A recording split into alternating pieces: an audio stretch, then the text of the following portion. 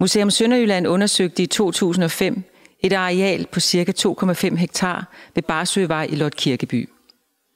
Her blev fundet en landsby fra vikingetid og tidlig middelalder, ca. 800 til 1000 efter Kristi. Landsbyen bestod af mindst 3 gårdsanlæg. Til de enkelte gårdsanlæg hørte nogle store beboelseshuse, stalde, lader samt nogle værkstedshytter. Ikke alle vikinger var krigere. Langt de fleste var fredelige handelsfolk eller bønder. Samfundet var stærkt lagdelt. Øverst i samfundspyramiden stod kongen og de store høvdinge, aristokratiet. De frie bønder udgjorde et mellemled, og lavest stod trællene, der var jordløse landarbejdere. Næsten hele befolkningen boede på landet. I 800-tallet blev der anlagt en landsby i de øde skove på Løjtland. Landsbyen bestod af nogle gårde, som hver især var omgivet af hegn.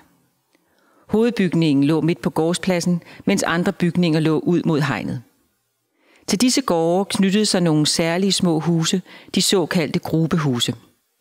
De var som oftest rektangulære, omkring 3x4 meter og halvt nedgravet i jorden. Inde i selve huset var der en ovn, og langs væggene var der opbygget bænke, som beboerne kunne sidde på, når de opholdt sig i huset eller ligge på om natten. Disse huse var vikingetidens værkstedshytter. Det var desuden som oftest i sådanne hytter, at samfundets fattigste boede. I Løjt blev fundet 5 af disse grubehuse. Det ene grubehus var indrettet som tekstilværksted. På gulvet blev fundet ten og vævevægte, der er karakteristiske for vikingetidens tekstilproduktion. Tenvægte blev hængt under tenen, det værktøj, man tidligere anvendte for at spinde ulden til tråd. Den sørgede for at give tenen vægt, så den via sin roterende bevægelse hjalp vikingekvinden med at spinde en tråd.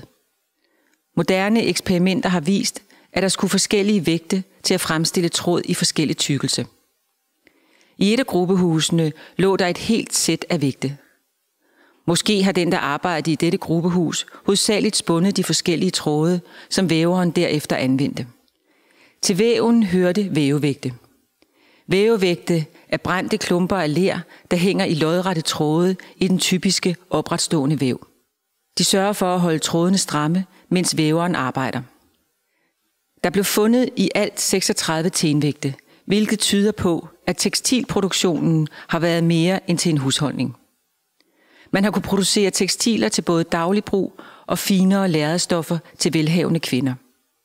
Der er således tale om en håndværksmæssig specialisering.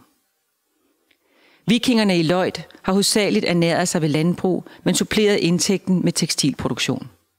Bønderne har på de lokale markeder byttet landbrugsprodukter som korn, kød, uld og tekstiler til forskellige andre råvarer, samt eftertragtede importerede genstande fra andre dele af Norden eller Tyskland.